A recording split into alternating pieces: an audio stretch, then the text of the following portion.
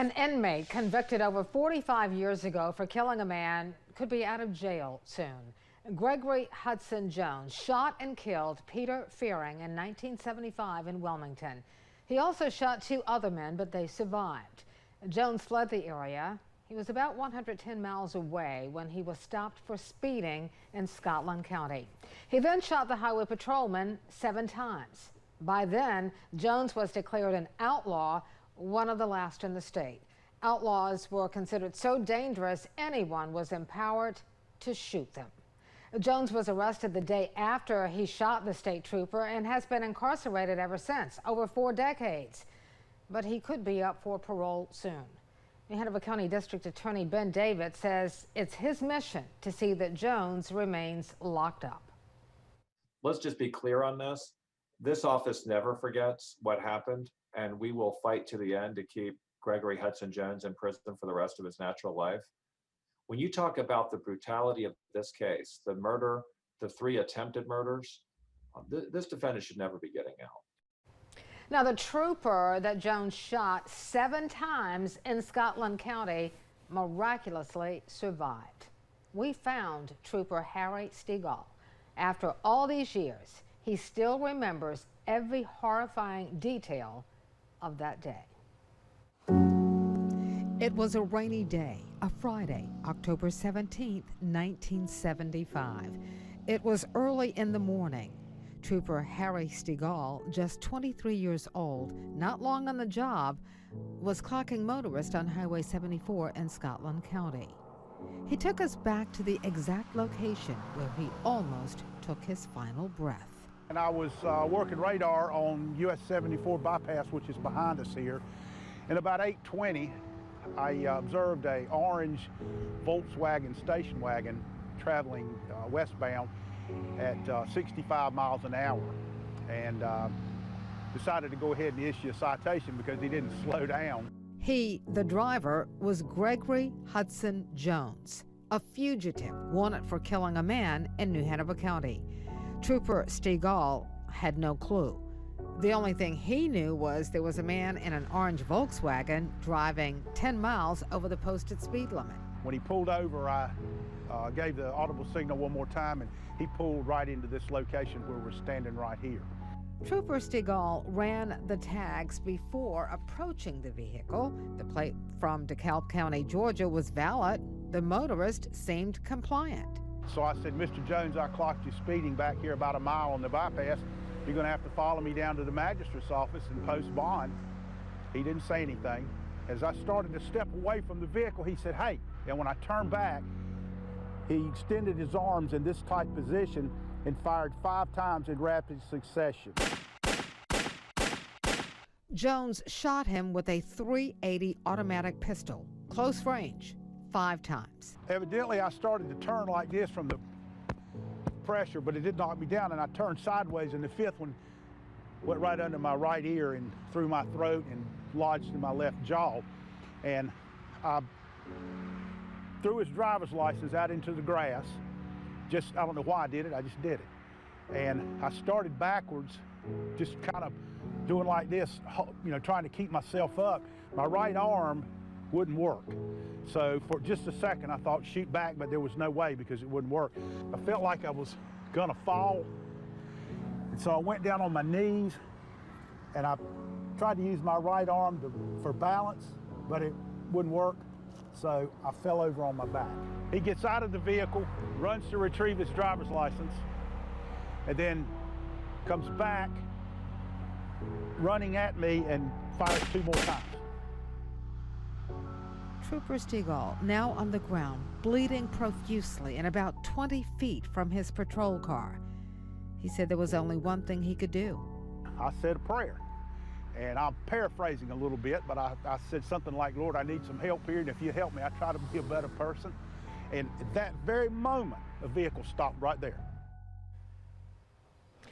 When we come back. Blood squirting out of me, I'm spitting it out, and it's coming out my chest. Trooper Stegall tells us how he survived as the killer who shot him left him to die. Continuing our story now of a trooper shot 7 times by a cold-blooded killer. Trooper Harry Stegall survived, but it was only by the grace of God, 4 angels, and his extraordinary will to live. Man got out of the car, came over to me and says, "Oh my God, oh, you look terrible." I'm thinking, I already know that.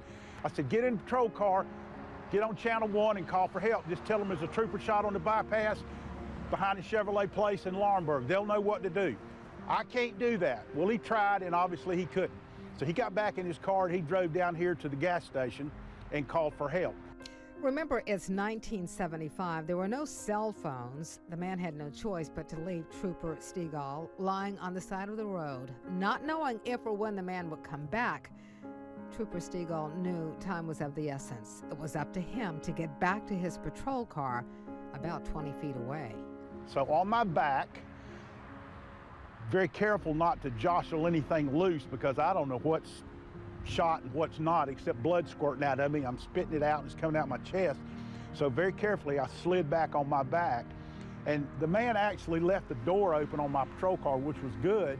I slid under the door, pulled myself up towards the passenger seat, got the steering wheel, pulled myself inside the patrol car. H238 E-Town. I've been shot.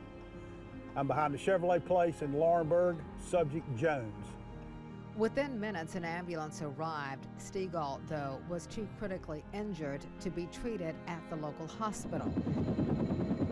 He had to be flown in an Army helicopter to Chapel Hill. There was no landing pad at the Laurinburg Hospital, so he had to be picked up from the parking lot of the local high school. No question, it was a matter of life or death now, and the Army pilot was determined it would not be the latter. Once I got on board the helicopter, then started towards Chapel Hill, he was notified that Chapel Hill was socked in with rain and there was no instruments on that helicopter pad either. So he was to take me to Raleigh-Durham Airport and stand by for an ambulance to then transport me by ground to Chapel Hill. When they landed at RDU, the ambulance had not yet arrived.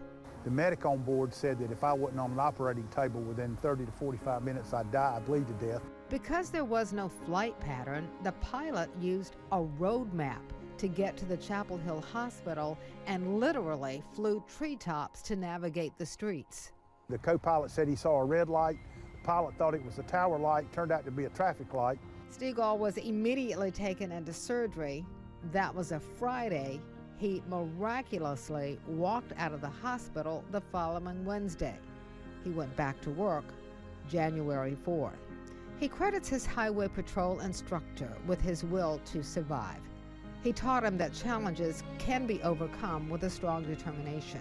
And then there are 3 other people he says are the reasons he lived. In my book, I call it the angels.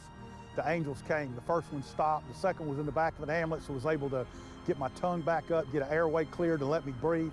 Then, of course, the helicopter pilot. And then my 4th angel was my instructor in school that I talked about, Pete Peterson. He came to my hospital room that night about 9 o'clock, and I was afraid. For the first time, I was afraid that I wouldn't be able to go back to work. I was starting to doubt myself.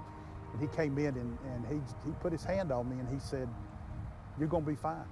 He said, "I have all the confidence in the world, you'll be fine." And from that point on, there was never a doubt that I would survive. Sadly, that angel, Trooper Pete Peterson, was killed in the line of duty just 4 years later.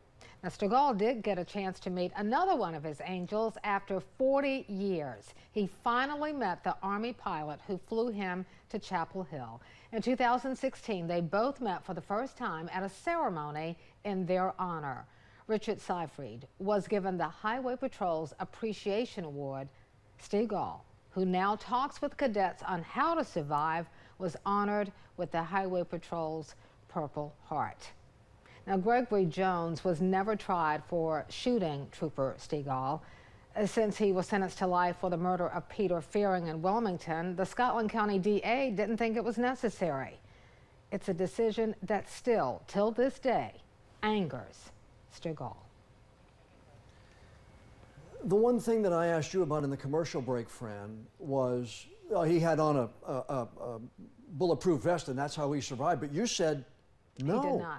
He did not. And if you listen to him, John, talk about all of the obstacles after he was shot, Right. clearly it was his will to live Yeah. and all of the other factors that he talks about, Yeah. the reason he's here today. It's an amazing, incredible story, and I just feel honored I was able to interview him. And the fact that he didn't have it, he was shot 4 times in the chest, and he didn't have a vest on and still survived, is just Absolutely. amazing in its own right. And then you top everything else on top of it, and all those people that helped him. Man, what a story of survival. It is Good, indeed. good stuff.